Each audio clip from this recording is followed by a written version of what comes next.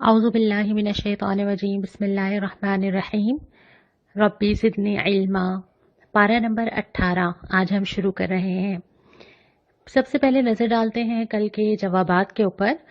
یہ جو کل میں نے آپ سے سوال کیا تھا اس کے بے شمار جوابات ہیں، بے شمار، اور ہر انسان کے ڈیفرنٹ ہیں۔ میں نے آپ سے پوچھا تھا کہ لعب کسے کہتے ہیں۔ کل ہم نے یہ تعریف بھی پڑھ لی تھی کہ لعب ہر وہ چیز ہے جو آپ کے وقت کا بہت بڑا حصہ لے جائے، آپ کا مال لے جائے، آپ کو مشغول رکھے، آپ بہت بزی ہوں لیکن ایٹ دی اینڈ اس کا کوئی فائدہ نہیں ہے۔ تو جو چیزیں ہیں اس میں سے جو ٹاپ آف دا لسٹ ہیں یہ آپ کے سامنے لکھی ہوئی ہیں۔ سوشل میڈیا ہے، اس میں اپنی آئی ڈی، دوسروں کی آئی ڈی چیک کرنا، گروپس ہمارے ڈفرینٹ جن کو ہم نے فالو کیا ہوا ہے، ہمارا انسٹاگرام ہے، اسنیپ چیٹ ہے، ساری چیزیں اس کے اندر شامل ہیں، جو پیجز ہم نے لائک کیے ہوئے ہیں اوبویسلی۔ پھر اس کے بعد شاپنگ، کبھی واقعی شاپنگ، کبھی ونڈو شاپنگ، کبھی آن لائن شاپنگ۔ اس کے بعد آ جاتا ہے کوکنگ، ایک ریسیپی، دو ریسیپیز، مشکل ریسیپیز۔ اس کے بعد آ جاتا ہے گھر کی سجاوٹ، یعنی گھر میں اتنے ڈیکوریشن پیسز ہوں کہ مجھے ان کو صاف کرنے میں ہی پورا دن لگ جائے۔ پھر اس کے بعد آتا ہے چیٹنگ اور گوسپس جو ہمیں پسند آتی ہے، ہم بولتے جائیں، سنتے جائیں۔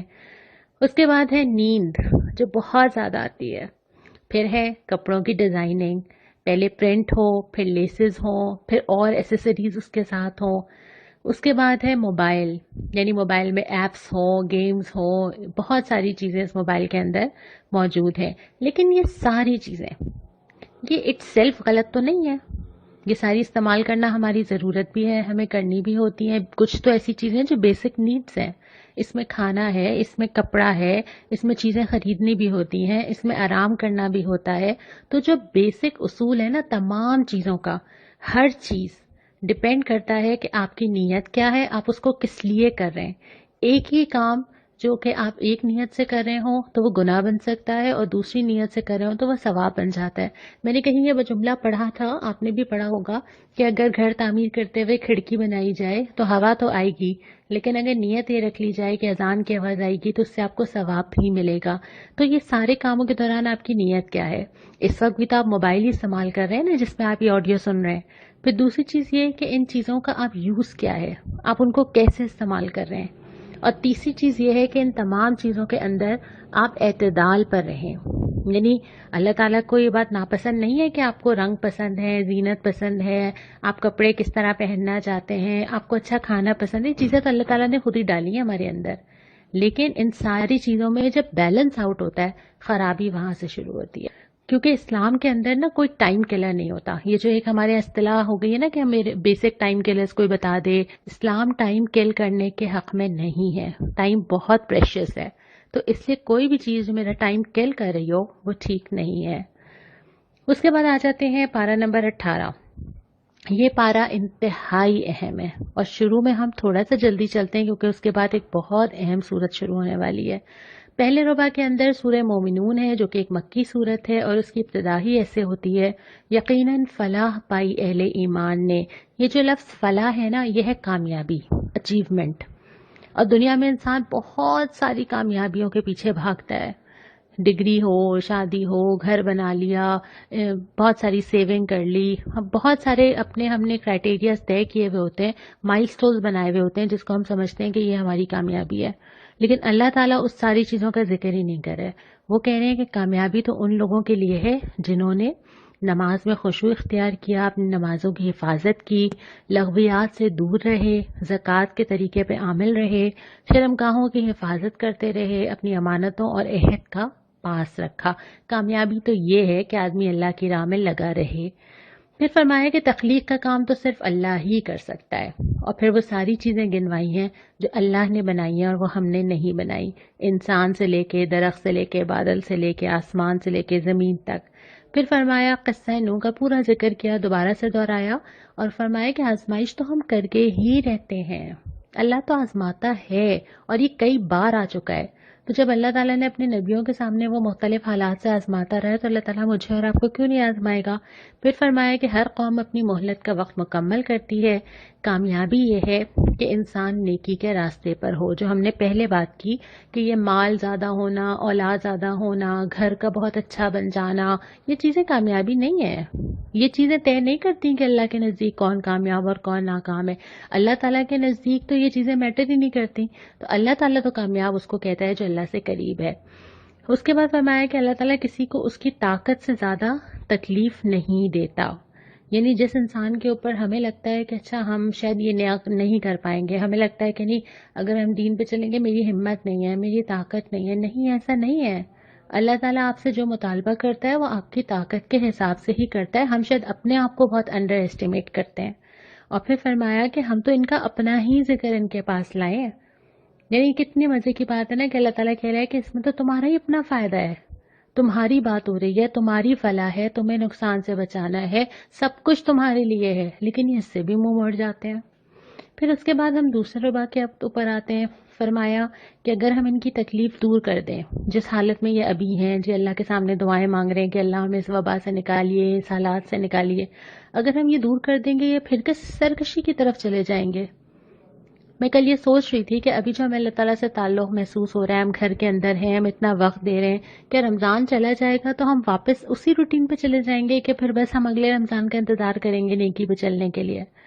پھر اس کے بعد اللہ تعالیٰ کے سارے احسانات، اللہ تعالیٰ کی قدرت ایک ایک کر کے گنوائی گئی ہے کہ تمہیں سماعت دی، تمہیں دل دیا، زندگی دی، تمہیں موت بھی دیتا ہے، پھر تمہیں اقتدار بھی دیتا ہے، ساری چیزیں ذکر کی ہیں۔ اور پھر فرمایا اے نبی صلی اللہ علیہ وسلم برائی کو بہترین طریقے سے دفع کریں۔ فرمایا تو آپ صلی اللہ علیہ وسلم کے ساتھ تھا، لیکن اس سے ہم سب کے لیے اصول ملتا ہے کہ اگر کوئی بھی برائی کرے، آپ کو اختیار ہے، کوئی آپ کے ساتھ برا کرتا ہے تو آپ اس کو روک سکتے ہیں، آپ جواباً اس کو منع کر سکتے ہیں، لیکن اللہ تعالیٰ چاہتا ہے کہ ریٹرن بہتر ہو۔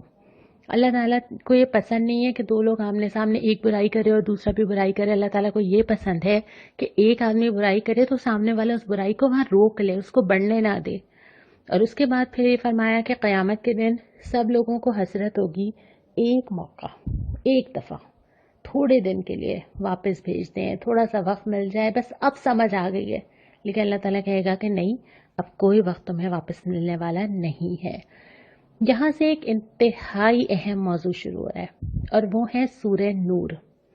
سورہ نور کا یہاں سے آغاز ہو رہا ہے اور یہ وہ صورت ہے جو ان حالات میں نازل ہوئی جب نبی کریم صلی اللہ علیہ وسلم کی زوجہ حضرت عائشہ کے اوپر کردار پر الزام لگایا گیا۔ قافلے سے وہ پیچھے رہ گئی تھیں، بعد میں وہ وہاں پہنچیں اور وہ ایک موقع ملا منافقین کو، انہوں نے الزام لگایا حضرت عائشہ کے کردار کے اوپر۔ اور یہ بات ہمیں تاریخ میں بہت جگہ ملتی ہے کہ اگر کوئی دین کی طرف بلاتا ہے تو سب سے پہلے لوگ اس کے کردار کو ٹارگٹ کرتے ہیں۔ تو نبی کریم صلی اللہ علیہ وسلم کے اوپر بھی الزام لگا، آپ کی اہلیہ کے اوپر لگا، اور اس کے بعد آپ بہت پریشان بھی رہے۔ پھر اس کے بعد یہ ہوا کہ وہ بات زبانوں سے چلتی چلتی کئی لوگوں تک چلی گئی، اور پھر اس کے بعد ایک سرگوشیوں کا سلسلہ رہا۔ پھر اس کے بعد پھر اللہ تعالیٰ نے حضرت عائشہ کے حق میں وحی نازل کی اور ان کو بری قرار دیا۔ اس سارے معاملے کے اوپر جو تبصرہ کرنے کے لیے نازل ہوئی ہے وہ سورہ نور ہے۔ اس صورت کے اندر ری ایکشن نظر نہیں آ رہا، مطلب ایسا نہیں ہو رہا کہ اللہ تعالیٰ کہہ رہے ہیں کہ اچھا جس نے یہ الزام لگایا وہ دوزخ میں چلے گا، جو یہ کچھ بات نہیں ہو رہی، اس لیے کہ آپ کے ہاتھ میں وہ ہے جو آپ کر سکتے ہیں، کوئی اور آپ کے ہاتھ میں نہیں ہے۔ اگر آپ نے کبھی ڈپریشن اور سٹریس مینجمنٹ کی کلاسز لی ہوں گی تو اس کے بیسک اصولوں میں سے ایک چیز یہ ہے کہ آپ صرف اس چیز کے بارے میں سوچیں جس کو آپ بدل سکتے ہیں۔ جو چیز آپ نہیں بدل سکتے، نہ آپ اس کے رسپانسبل ہیں اور نہ وہ آپ کے ہاتھ میں ہے۔ تو اسی طرح اللہ تعالیٰ جو سورہ نور میں تبصرہ کرتے ہیں نا، ایک بڑے بادشاہ کا تبصرہ نظر آتا ہے جس کو کوئی فرق نہیں پڑتا اگر کسی نے کچھ کہہ دیا، بلکہ وہ اس کے بعد تبصرہ کرتے ہیں اور اس کو 3 حصوں میں تقسیم ہوتی ہے سورہ نور۔ پہلا آتا ہے کہ اچھا اگر یہ پرابلمز آتے ہیں اس طرح کے، قانون بننے چاہیے، صحیح سزا ملنی چاہیے، غلط آدمی کی پکڑ ہونی چاہیے، قانونی نظام میں کیا کیا چیزیں ہونی چاہیے کہ ایسی نوبت نہ آئے۔ دوسری بات یہ آتی ہے کہ کیا سیکھا اس واقعے سے، کیا تمہیں سبق سیکھنا چاہیے، کون سی چیزیں امپروو کرنی چاہیے۔ اور یہ بھی خطاب ہو رہا ہے مسلمانوں سے، ان سے خطاب نہیں ہو رہا جو منافق ہیں یا جنہوں نے الزام لگایا ہے، جو اس سے شر پھیلا رہے تھے، اللہ تعالیٰ ان سے مخاطب نہیں ہو رہا، اللہ تعالیٰ مسلمانوں سے مخاطب ہو رہا ہے. جیسے ہمارا جو ایک خاص جملہ ہے نا کہ تم تو اچھے بچے ہو، تمہیں تو یہ نہیں کرنا چاہیے. اور دوسری بات یہ کہ اگر کوئی کچھ بھی کرتا رہے، تمہارے ریاکشن نے چیزوں کو بڑھایا، تم وہاں روک سکتے تھے، تمہیں کیا کرنا چاہیے تھا. اور پھر تیسرے حصے میں جب آپ آگے پڑھیں گے، اللہ تعالیٰ نے معاشرتی احکامات دیے ہیں کہ آپ کے معاشرے کے اندر کون کون سی چیزوں کا خیال رکھا جائے. تو ایک ایک کر کے ہم اس کو لے کے چلیں گے. اب ہم ان تینوں چیزوں کو الگ الگ لے کے چلتے ہیں. سورہ نور کے اندر جو پہلی چیز شروع ہوتی ہے وہ اس بات سے ہوتی ہے کہ یہ جو صورت ہم نے نازل کی ہے یہ ہم نے فرض کی ہے، یہ ہم نے تمہارے لیے آپشنل نہیں رکھا، نہ یہ ہم نے تم سے سفارش کی ہے کہ تم مان سکتے ہو تو مان لو، بلکہ جیسے اللہ تعالیٰ نے نماز، روزہ، حج، زکوٰۃ فرض کیے ہیں، ایسے ہی یہ صورت اور اس میں آنے والے احکامات فرض کیے گئے. دوسری بات یہ کہ اگر کوئی یہ معاشرے کے اندر زنا پرورش پا رہا ہو اور اگر کہیں یہ ثابت ہو جائے واقعتاً، تو پھر جو کرنے کا کام یہ ہے کہ اعلان سزا دی جائے. یہ جو ہم پریشان ہوتے ہیں نا کہ معاشرے کے اندر چھوٹی بچیوں کے ساتھ زیادتی کے واقعات یا عورت کا محفوظ نہ ہونا، اس کے اوپر اگر ایک فرد کو سزا دے دی جاتی، ایک شخص کو پھانسی لگا کے چوک پہ لٹکا دیا جاتا، کہ آئندہ کے لیے یہ راستہ رک نہیں جاتا. تو اللہ تعالیٰ نے بھی ایسی چیزوں کو علل اعلان کہا ہے کہ یہ سب کے سامنے ہو تاکہ لوگ اس سے عبرت حاصل کریں. دوسری بات یہ کہ اس طرح کے جتنے بھی جرائم ہیں، معاشرتی جو جرائم ہیں، اس میں ہم کسی کو اس کی پرسنل چوائس کا مارجن نہیں دے سکتے، کیونکہ جب آپ اسلام کے اندر آتے ہیں تو سب سے پہلی چیز ہی یہ کرتے ہیں کہ اپنی پسند، اپنی مرضی اٹھا کے پیچھے رکھ دیتے ہیں اور اللہ کی پسند اور اللہ کی مرضی کا اقرار کر لیتے ہیں. تو اگر آپ نے اللہ تعالیٰ سے کمٹمنٹ کر لی ہے تو اس کے بعد پھر آپ یہ نہیں کہہ سکتے کہ میں جو گناہ کرنا چاہوں یا معاشرے میں جو ہو رہا ہے اس کو پرسنل چوائسز کے اوپر چھوڑ دیا جائے. یہ پاسبل ہی نہیں ہے، کیونکہ آپ جب جس دین میں شامل ہوئے ہیں آپ کو اس کے رولز اینڈ ریگولیشنز ماننے ہیں. آپ کسی انسٹیٹیوٹ میں بھی ایڈمیشن لیتے ہیں تو آپ کو کچھ نہ بھی پسند ہو، آپ کو کچھ نہ بھی سمجھ آ رہا ہو، آپ کو پتا ہوتا ہے کہ آپ کو اس کو فالو کرنا ہے کیونکہ ایڈمیشن آپ نے لیا ہے. تو اسی طرح جب آپ اسلام کے دائرے کے اندر آتے ہیں اس کے بعد آپ یہ نہیں کہہ سکتے کہ اچھا کوئی گناہ کیا گیا اور رضامندی سے کیا گیا تو اس کو جائز قرار دے دیا جائے. یہ ممکن نہیں ہے. باؤنڈریز وہی ہیں جو قرآن دیتا ہے اور اسی کو فالو کرنا ہوگا. اس کے بعد پھر یہ فرمایا کہ اتنا آسان نہیں ہے کہ تہمت لگا دی جائے کسی کے اوپر. آج کل تو بہت آسان ہے نا، آپ نے بس ایک پوسٹ کرنی ہے اور ایک کلک کرنا ہے. لیکن اگر کوئی شخص کسی پہ تہمت لگاتا ہے اور وہ غلط ثابت ہوتا ہے تو اس کو بھی شدید سزا دی جائے گی، تاکہ یہ والا ٹرینڈ بھی ختم ہو کہ جس کا جو دل چاہے وہ کسی کے بارے میں کچھ بھی کہتا پھرے. اس کے بعد پھر مسلمانوں کی طرف رخ کرنے سے پہلے ایک قانون اور آیا ہے، اور وہ قانون یہ ہے کہ اگر یہ معاملہ میاں بیوی کے درمیان ہو جائے، دوسری چیزوں میں تو یہ ہو سکتا ہے نا کہ معاملہ کسی کے بارے میں سالو نہیں ہو رہا، پتہ نہیں چل رہا، چیزوں کے بارے میں ڈاؤٹ ہے تو شاید چھوڑا جا سکتا ہو، لیکن میاں اور بیوی کے درمیان یہ ممکن نہیں ہے، کیونکہ ایک پوری فیملی، ایک پورا خاندان ہے جو انہوں نے لے کر چلنا ہوتا ہے اور اس کے اثرات نسلوں تک جاتے ہیں. تو اگر دونوں میاں بیوی کے درمیان یہ بات ہو کہ کسی ایک کو یہ یقین ہو کہ اس کے ساتھ اس کا شوہر یا اس کی بیوی مخلص نہیں ہے، تو وہ عدالت میں جائیں گے، قسم کھائیں گے، اقرار کریں گے. یہ مرد بھی لے کے جا سکتا ہے عدالت میں اور عورت بھی لے کے جا سکتی ہے. اور اس کے بعد دونوں قسمیں کھائیں گے اور آخری قسم یہ کھائی جائے گی کہ اگر میں جھوٹا یا اگر میں جھوٹی ہوں تو مجھ پر اللہ کی لعنت ہو. اور اس کے بعد جب وہ یہ قسمیں کھا چکیں گے اور یہ محسوس ہو چکا ہوگا کہ اب ان دونوں کے پاس واپسی کا کوئی راستہ نہیں ہے، تو پھر عدالت کا یہ کام ہے کہ وہ دونوں کے درمیان طلاق کروائے گی، علیحدگی کروائے گی. اور یہ تینوں چیزیں جو ابھی ہم نے پڑھی یہ وہ کام ہیں جو گورنمنٹ لیول پہ ہونے ہیں، لیکن کچھ رسپانسبلٹی تو پرسنل لیول پر بھی بنتی ہے نا، ہم سب کی بھی تو بنتی ہے نا کہ اگر ہم کوئی ایسی بات دیکھیں سنیں تو ہمیں کیا کرنا چاہیے. پہلے تو یہ فرمایا کہ واقع افق کو، اس الزام لگانے کا جو واقعہ تھا حضرت عائشہ کے اوپر، اس کو تم شر نہیں خیر سمجھو. بہت سارے واقعات ایسے ہوتے ہیں جس میں دونوں پہلو ہوتے ہیں. اللہ تعالیٰ شر سے خیر اور خیر سے شر نکالتا ہے اور ہم بہت بعد میں جا کے ریئلائز کرتے ہیں. جیسے ہمارے ابھی کے حالات ہیں، مشکل میں تو ہیں بہت زیادہ، لیکن اس سے بہت ساری پازیٹیو چیزیں بھی آئی ہیں. ہم نے اپنا جائزہ لیا ہے، اپنے اوپر غور کیا ہے، کہاں وقت لگ رہا تھا، پیسہ کہاں جا رہا تھا، ہمیں اپنی فیملیز دوبارہ نظر آنا شروع ہو گئی ہیں، ہم آپس میں ایک دوسرے کے ساتھ ٹائم گزار رہے ہیں، ہم اپنے آپ کو ڈسکور کر رہے ہیں بہت ہی مصروف زندگی کے بعد. تو ہر چیز کے اندر دونوں پہلو ہوتے ہیں. اس واقعے کے اندر سے بھی خیر جو نکلا ہے وہ سورہ نور ہے کہ اللہ تعالیٰ نے وہ احکامات سارے نازل کیے، پھر لوگ کھلے، پھر لوگوں کے آنے والے مسائل کا لوگوں کو اندازہ ہوا، اللہ تعالیٰ نے رہنمائی کی. تو ہر چیز میں صرف شر ضروری نہیں ہے، اس کا کوئی خیر کا پہلو بھی ہو سکتا ہے. دوسری بات یہ کہ جس نے اس میں جتنا حصہ لیا اتنا ہی اس نے گناہ سمیٹا. واقعات تو آتا ہے گزر جاتا ہے، یہ واقعات معاشرے کے اندر بھی ہوتے ہیں، یہ واقعات خاندانوں کے اندر بھی ہوتے ہیں، گھروں کے اندر بھی ہوتے ہیں، کہ کسی بھی بات کو اتنا آسان نہ سمجھا جائے کہ میں نے کہیں سے سنا اور کسی سے کہہ دیا، میں نے کچھ اندازہ لگایا اور کوئی بات پھیلا دی، بلکہ جس نے جتنا حصہ لیا کسی بھی طرح تو وہ اس کا جو ہے وہ گناہ سمیٹے گا. اس کے بعد یہ، تم لوگوں نے نیک گمان کیوں نہیں کیا؟ جو پہلا تم لوگوں کے دل میں خیال آنا چاہیے تھا وہ یہ تھا کہ نہیں، ایسا نہیں ہو سکتا. اور پہلے تم لوگوں کو جو اللہ تعالیٰ نے فرمایا بھی ہے نا، آگے ہم پڑھیں گے، ابھی سورہ حجرات بھی آئے گی، کہ تم لوگوں کا تو کام یہ تھا کہ تم 70 دفعہ نیک گمان کرتے، تم کہتے کہ نہیں ایسا ہو نہیں سکتا، تم لوگوں نے فوراً اس کو قبول کیوں کر لیا. اس کے بعد اگلی چیز یہ تھی کہ جنہوں نے الزام لگایا ہے تو وہ گواہ لائے. ان کے پاس پھر الزام لگانے کے لیے کوئی سالڈ وجہ ہونی چاہیے. ہمارے پاس یہ چیز الٹی ہوتی ہے، ہمارے پاس یہ ہوتا ہے کہ کوئی جو چاہے الزام لگا دے اور اس کے بعد اپنے آپ کو ڈیفینڈ کرنا اس آدمی کا کام ہے کہ وہ بتائے کہ وہ واقعی اس نے ایسا کیا ہے یا نہیں کیا ہے نا. تو اصول تو یہ ہے کہ جو الزام لگانے والا ہوگا اس کے پاس وجوہات ہونی چاہیے، اس کے پاس ثبوت ہونا چاہیے، اور اگر وہ غلط ہوگا تو پھر اس کو بھی سزا کے لیے تیار رہنا چاہیے. پھر ایک اور تنبیہ یہ کی کہ تم لوگ ایک زبان سے دوسری زبان لیتے چلے جا رہے تھے، اور ہم جانتے ہیں نا یہ ہمارے ساتھ ہوتا ہے. یہ جو ہم نے پہلے بھی بات کی تھی کہ جو گوسپس کا شوق ہے، یہ جو شیئر لائک کرنے کا شوق ہے، یہ جو ہم گھنٹوں گھنٹوں گفتگو کرتے ہیں جس میں ہم بہت ساری چیزیں ادھر سے ادھر ادھر سے ادھر ہوتی چلی جاتی ہیں نا. تو ایک تو زبان کا پہلے بھی آیا تھا کہ زبان کی حفاظت کرنا بہت ضروری ہے. دوسری بات یہ کہ خاص طور پہ جب کسی کی عزت کا معاملہ ہو، بہت سارے معاملات ایسے ہوتے ہیں جس میں ہم اگر اظہار خیال نہ کریں تو کوئی فرق نہیں پڑتا. بہت ساری چیزیں ایسی ہوتی ہیں جو ہم آگے بات نہ کریں تو کوئی فرق نہیں پڑتا. اور بعض دفعہ یہ بھی ہو سکتا ہے کہ ہمیں جو چیز معلوم ہوئی ہے وہ سچ ہے، ضروری نہیں ہے کہ ہم جھوٹ ہی آگے کہیں، لیکن بعض سچ بھی اگر آگے نہ کہے جائیں تو کوئی فرق تو نہیں پڑتا. بعض واقعات پتہ چل جائے آپ کو، فیملیز کے اندر آپ کو کچھ چیزیں پتہ چل گئی ہیں، کسی کے کوئی پرابلمز ہیں جو آپ کو پتہ چل گئے، دو لوگوں کے درمیان میں کوئی ایشوز ہیں جو ہمیں معلوم ہو گئے ہیں، کیا ضروری ہے کہ ڈسکس کیا جائے؟ کیا ضروری ہے کہ وہ چیز میری زبان سے کہیں اور ضرور جائے؟ یہاں پہ اللہ تعالیٰ نے اس کو روکا ہے. اس کے بعد پھر ہم آگے آتے ہیں معاشرتی احکامات.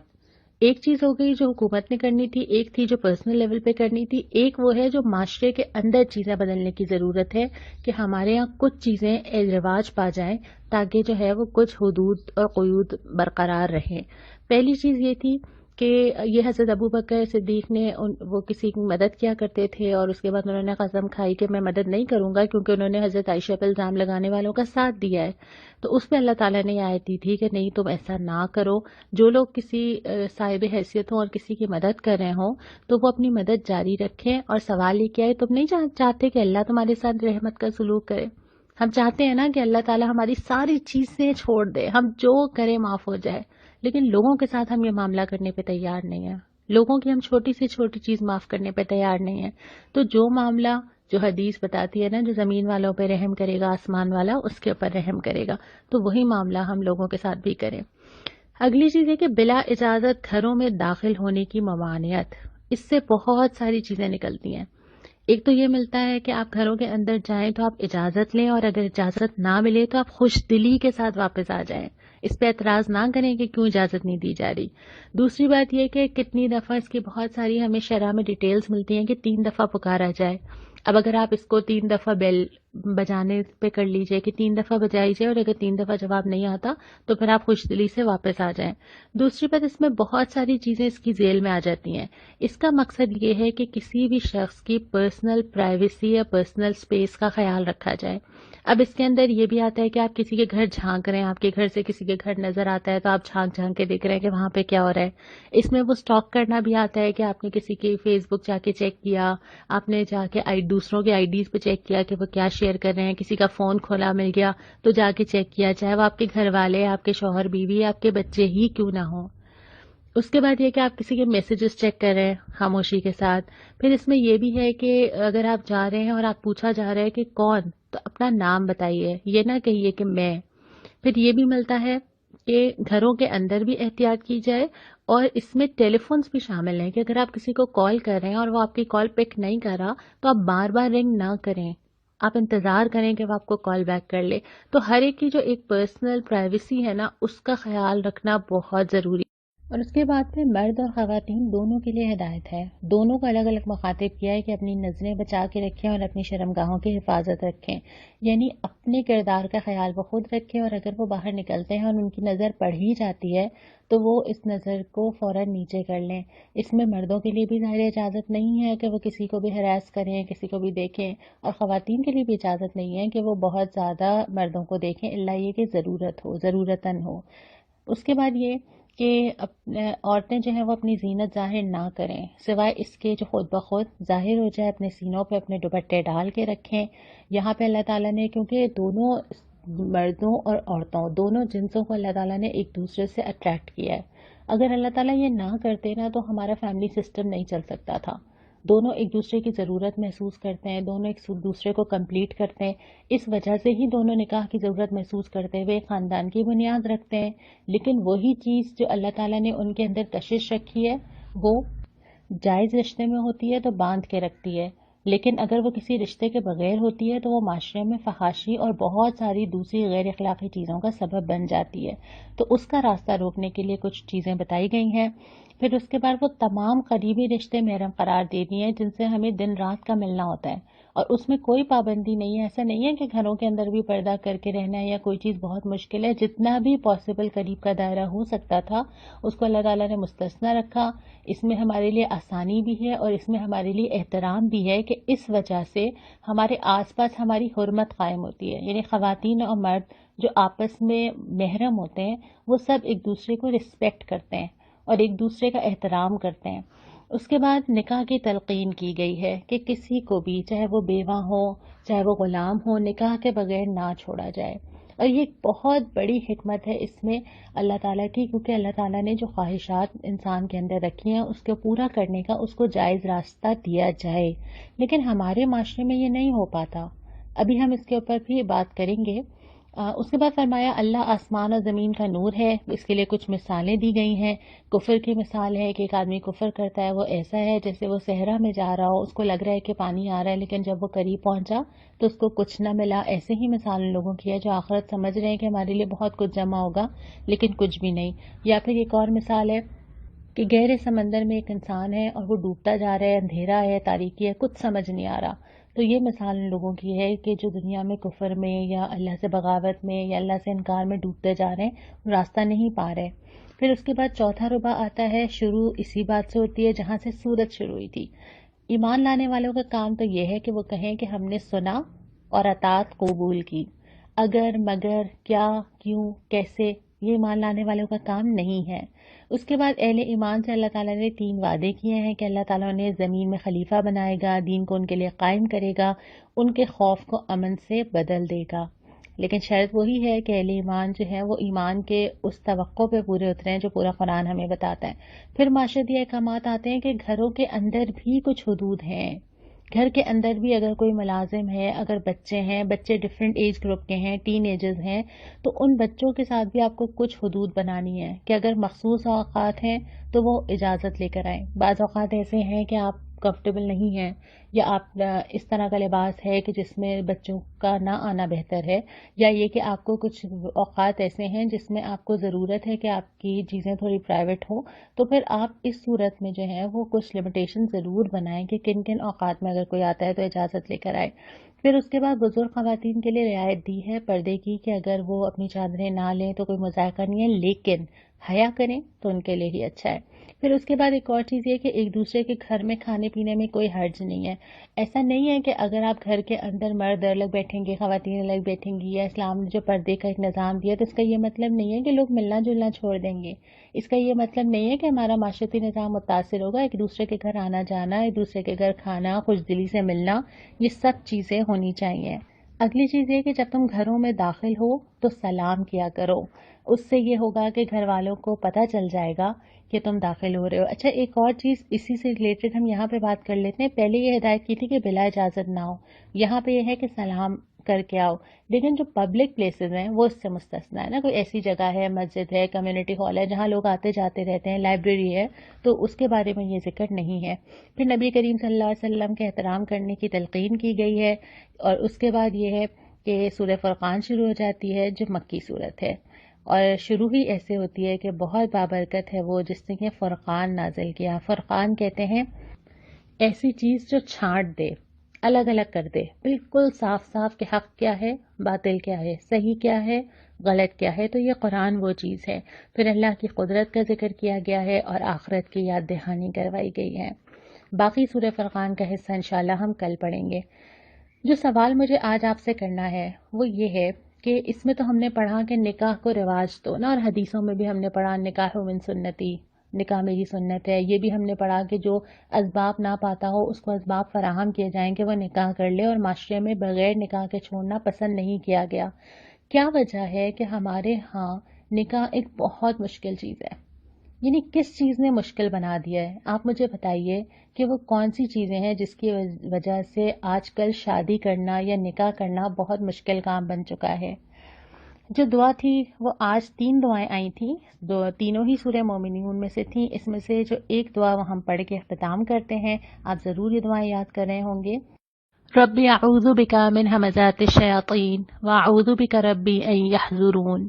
اے اللہ، میں تیری پناہ مانگتی ہوں شیاطین کے اکسانے سے اور اس بات سے بھی کہ وہ میرے پاس آئیں. اللہ تعالی ہمیں شیاطین کے شر سے اور اپنے نفس کے شر سے اپنی پناہ میں رکھے. وآخر دعوانا ان الحمد للہ رب العالمین.